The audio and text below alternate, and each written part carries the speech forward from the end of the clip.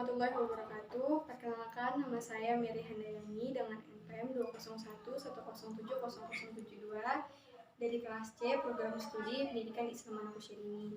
Di sini saya akan melaksanakan ujian tengah semester Filsafat Pendidikan Islam yang diampu oleh Ibu Indah Agung Suprapti.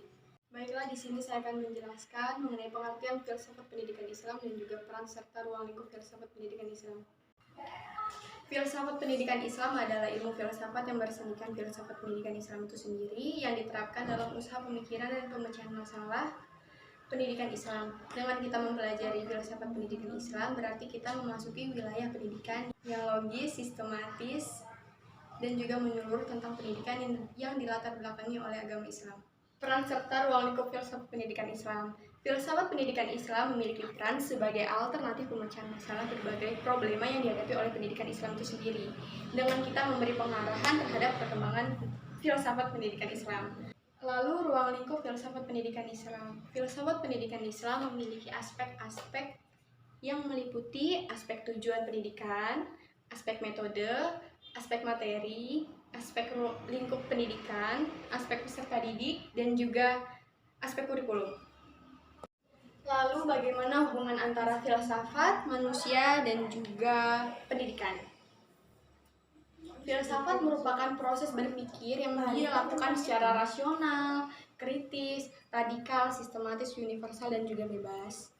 Dalam menemukan kebenaran, hubungan antara filsafat dengan manusia dan pendidikan adalah manusia adalah makhluk ciptaan Allah yang paling mulia dibandingkan dengan makhluk lainnya. Manusia adalah sosok makhluk yang unik dan juga kompleks, yang mana memiliki potensi atau daya fisik, psikis, akal, dan juga kalbu, semua itu untuk menuju kepada kebaikan dan juga kebenaran. Semua itu karena manusia merupakan makhluk yang berkebutuhan, makhluk sosial, makhluk kreatif, makhluk yang berbudaya, dan juga edukatif. Yang kedua ada pendidikan. Pendidikan merupakan usaha sadar yang dilakukan oleh manusia untuk mengadakan bimbingan dan penyuluhan agar kita bisa menjadi manusia yang dewasa dan juga bertanggung jawab. Pelaksanaan pendidikan dilaksanakan dari sejak lahir hingga dewasa. Dengan pendidikan kita bisa menjadi manusia yang lebih bertanggung jawab, bisa merubah sikap kita menjadi positif yang berjangka panjang. Nah, objek dan subjek dari filsafat adalah manusia, sehingga saling terkait seperti simbiosis mutualisme. Manusia membutuhkan pandangan hidup yang rasional, bebas, universal, dan juga memahami persoalan secara radikal, sehingga filsafat itu dibutuhkan. Filsafat merupakan konsep tentang hidup dan kehidupan yang perlu diketahui oleh manusia sebagai pembangunan paradigma sikap dan juga berpikir. Maka diperlukan pendidikan untuk merancang dan juga melaksanakan visi filsafat dan manusia. Pendidikan menawarkan jalan keluar bagi problema kehidupan. Dengan demikian, filsafat, manusia, dan juga pendidikan akan menjadi bagian yang saling membutuhkan dalam menata dan membenahi kehidupan yang lebih rasional dan juga matang. Landasan Al-Qur'annya mengenai filsafat dan manusia terdapat dalam Quran Surat Al-Mu'min ayat 1 dan 2. Quran Surat Al-Mu'minun ayat 1 dan 2 yang berbunyi, Bismillahirrahmanirrahim. Qad aflahal mu'minun alladzina hum fi salatihim khashi'un. Yang artinya sesungguhnya beruntunglah orang-orang yang beriman, yaitu manusia, orang-orang yang khusyuk dalam sembahyangnya. Mengapa? Karena mana adalah manusia yang berpikir, bertindak sesuai dengan kehendak Allah Subhanahu wa Ta'ala, yang berasal dari kolbu yang berkualitas. Kolbu adalah hati. Menurut Islam, kolbu yang berkualitas apabila ia sholat, maka sholatnya akan khusyuk. Selanjutnya, landasan Al-Quran tentang pendidikan. Secara sederhana, pendidikan dapat diartikan sebagai usaha manusia untuk membina kepribadiannya yang menjadi lebih baik. Untuk menjadi manusia yang berguna, hidup dan kehidupannya harus memiliki nilai. Nilai-nilai yang ditanamkan, diajarkan, dilatih kepada manusia secara bertahap sepanjang hidupnya. Seperti dalam Quran Surat Al-Alaq ayat 1-5. Quran Surat Al-Alaq ayat 1-5 yang berbunyi, Bismillahirrahmanirrahim. Iqra' bismi rabbikal ladzi khalaq. Khalaqal insana min 'alaq. Iqra wa rabbukal akram. Alladzi 'alamal bil qalam. 'Allamal insana ma lam ya'lam. Yang artinya, bacalah dengan menyebut nama Tuhanmu yang menciptakan. Dia telah menciptakan manusia dari segumpal darah. Bacalah, dan Tuhanmu lah yang maha pemurah, yang mengajarkan manusia dengan perantara kalam. Dia mengajarkan kepada manusia apa yang tidak diketahuinya.